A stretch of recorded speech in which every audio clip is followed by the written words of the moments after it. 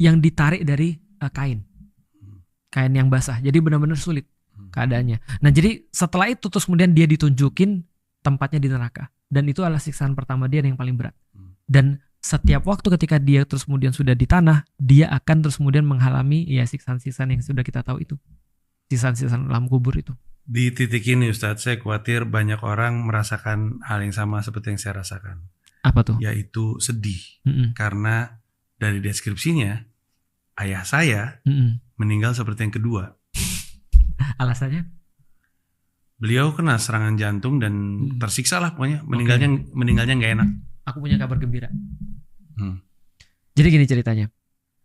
Ada banyak orang yang sering agama itu adalah transaksional. Kalau kamu berbuat baik di dunia, kenapa kamu pengen surga? Karena aku udah berbuat baik di dunia. Kenapa kamu boleh minta kepada Allah? Karena aku sudah ibadah gini-gini. Sebenarnya di satu titik transaksional ini menjadi tidak ada masalah. Tapi menjadi masalah ketika itu jadi sebuah tujuan di dalam hidup. Artinya kita nggak akan berbuat sesuatu kalau tidak ada janji sesuatu. Apa yang membuat transaksional ini jalan? Fisikal. Orang menjadikan fisikal sebagai tanda. Contoh misalnya kayak gini ya. Antum pernah ketemu dengan orang-orang yang ini nggak ketika kita bilang, ini nih dompetku hilang, kayak kemarin nih misalnya, motorku hilang misalnya. Aku bilang motorku hilang, orang bilang, Ustadz kali pas beli nggak pakai bismillah. Gitu kan. Jadi seolah-olah harus ada transaksional yang terjadi di situ dan sesuatu bersifat fisik. Contoh ya, kalau misalnya ada orang tiba-tiba meninggal di hari Jumat lagi senyum, berarti dia pasti banyak pahala.